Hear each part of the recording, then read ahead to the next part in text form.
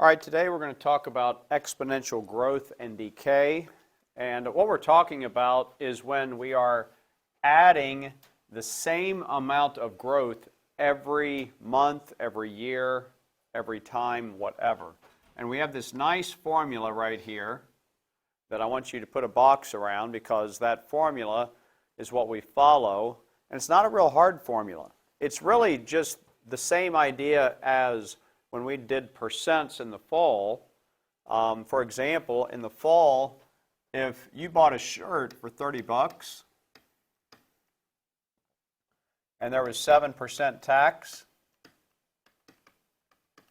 I taught you that you could just multiply 0.07 times 30 to find the tax.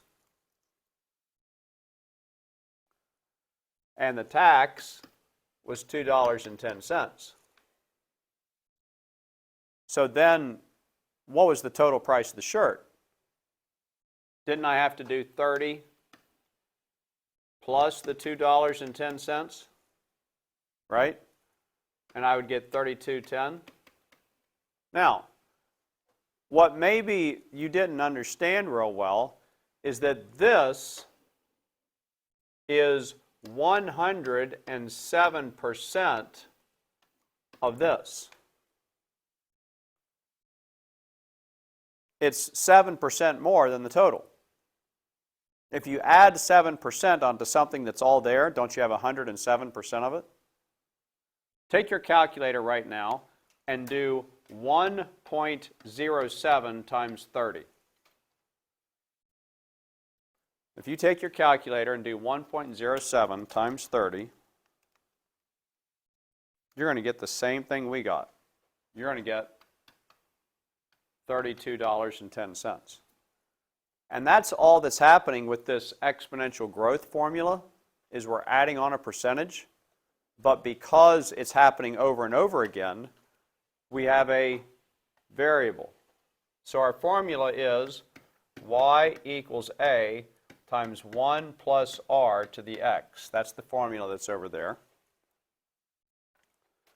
And the rate is always your percent, but it has to be in a decimal. So let's look at this problem. The price for a radio station begins with a $100 gift card. The amount that you begin with is always your A.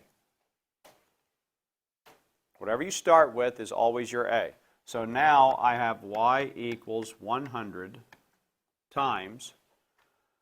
Once a day a name is announced. The person has 15 minutes. The 15 minutes doesn't have anything to do with it. To call, or the price increases by 2.5% for the next day.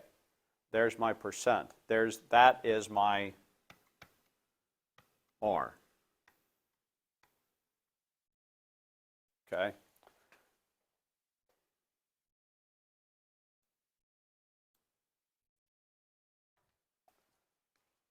This is my R. So, but don't put 2.5 in there. You've got to move the decimal two places. So I'm going to have 1 plus 0.025 all to the x. Then we do our addition. 1 plus 0.025 is 1.025 all to the x. This is 100. And there is my equation, which is what they asked us to do here in Part A. They said write an equation to represent the amount of the gift card in dollars after T days with no winners. There's our equation. Pretty easy. All right? Now, let's look at the second question. How much will the gift card be worth if no one wins after 10 days? Once I have my equation, all I have to do is put this in for x. That's it. And these exponential growth and decay problems are on the end of course exam, so we do need to be aware of how to do them. 100 times 1.025 to the 10th power. So grab your calculator, do that calculation. 100 times 1.025 to the 10th power. And you should get that it will be, the gift card is now worth $128.01. Is that what everyone got? All right. Pretty easy. Now, things don't always go up in value. For example, cars go down in value. All right, we talked about that. So the next equation is just like the first one, only instead of adding the r, I'm going to subtract the r because you're taking off a percentage every time. Same equation, just instead of add, if it's going down in value, you're going to subtract the r. It's pretty common sense. So a fully inflated child's raft for a pool is losing 6% of its air every day.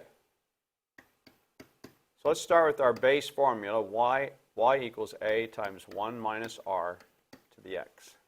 Okay? So y equals what I start with, that's my a, 4,500, times 1 minus the rate.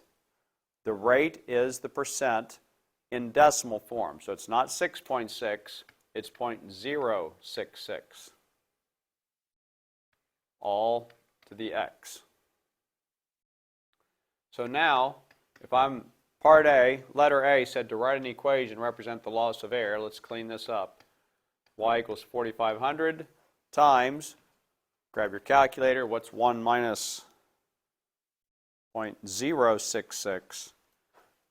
It's 0.934 to the x. So notice, what I'm multiplying by every time is something less than 100. So it's going to make it get smaller. I'm multiplying by, this is what, like 93%? Okay, so if you're taking 93% of something every time, you're not taking all of it. It's going to go down. So this is not going to be 4,500 anymore. They say estimate the amount of air in the raft after 7 days. That's my x.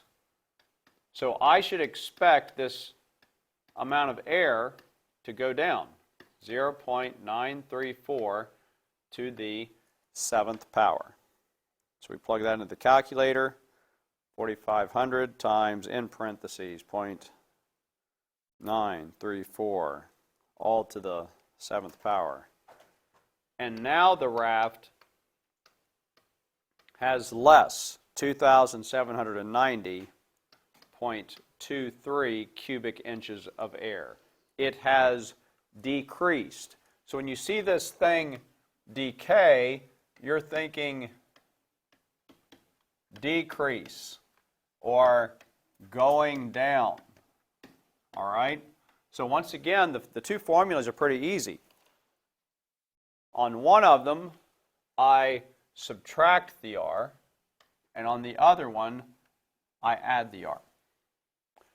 And we will stop there for today.